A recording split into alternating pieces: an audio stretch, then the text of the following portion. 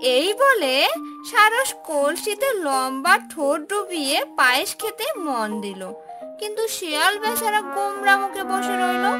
তার তো আর সারসের মতো লম্বা ঠোঁট নেই যে কলসে তার ডুবিয়ে পায়েস খাবে।